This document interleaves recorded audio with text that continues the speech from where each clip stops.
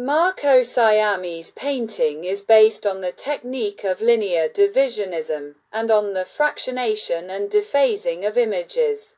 Let's go and see the works on display.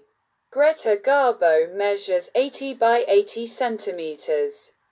It is an acrylic on canvas and represents the dressing room of the famous actress that is visible only through the posters, the playbills and the refractions on the mirrors.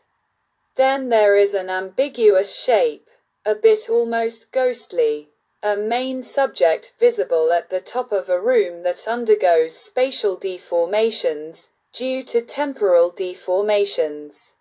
It seems that everything is rubbery, that everything is flying, nothing is still and everything is unstable.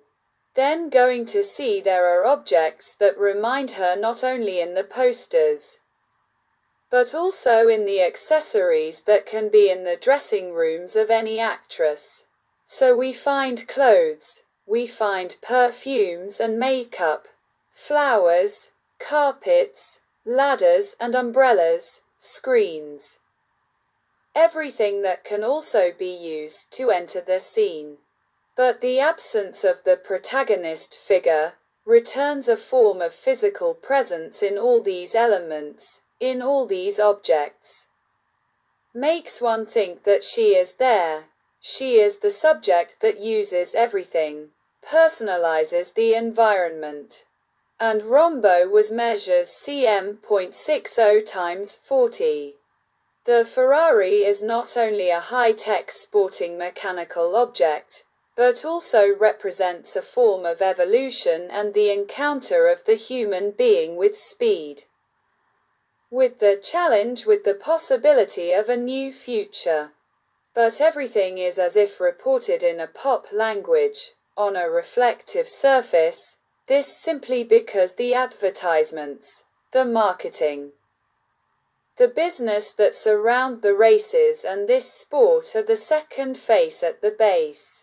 The technology of the car, the line of the car and also everything that the drivers mean linked to the constant danger, tell an important contemporaneity. The vision of this car, in continuous change to reach ever better levels, also identifies what the human limits are. Let's now go and see Lo stupor e la consapevolezza, a work that measures 60 times 90 centimeters. We see a woman who adjusts a high-heeled shoe and is at a vintage telephone. She has some shopping bags and went to the boutique, so she is a woman who cares about her appearance. And she seems a bit retro, perhaps a bit 70s with this curly hair with these glasses, but adjusting her shoe reveals her leg in a simple and uninhibited way. A child who is nearby notices it and smiles in amazement. Below we can observe a waitress inside a bar who is serving, always with this technique of dividing the work, this time with the tier. In fact, if we can see, the mismatch is given by these lines that seem to be the background image itself torn, reattached, in an almost incorrect way. Areas of different color are created, thus marking the passing of time. The waitress is serving an aperitif or a wine at the bar, but behind we can see other elements. They seem like reflective work in progress in the window. Something that is in front, a crane, but surprisingly it is right behind her on the left. A work that is comparable to a Picasso, perhaps a poster. The painting therefore tells a story. It represents three narratives within the same image. Now we see the Passion Act second, which measures 60 times 60 centimeters and is two women, where one is lying down and on her back supports the other. It is a second passion, as if to signify that the Passion of Christ is the first true passion, and this is love between two women. In fact, she supports it as if it were a carried cross. The other is lost in ecstasy. But it is also a sapphic love, lesbian love. And this composition is also repeated in a small hanging painting, identical. Act 2 precisely because there are two women. Because it is a passion of a different love. Because there are two identical images in the same vision. The two women are also described with colors that can seem sculptural, or almost ghosts. They are not real human beings. They have something ethereal.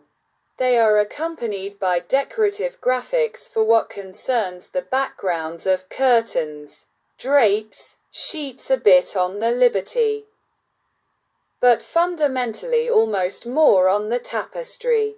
The painting, in fact, with this technique can often seem like a carpet, a tapestry.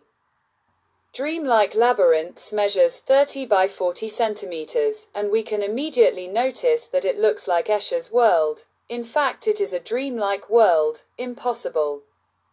Where these stairs that go up and down are unreal, no one could ever climb, they would fall to the ground.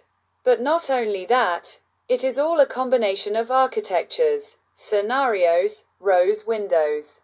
The perspective no longer exists. It is a labyrinth. It is precisely a dreamlike labyrinth. It is a crossroads, a meeting of columns that twist on itself. The stairs have no end. They go back. Therefore a pure, surreal, incredible work, a dreamlike work that wants to break what are our normal, visionary patterns. Precisely because painting always seeks and creates a language and an image that in reality is never found.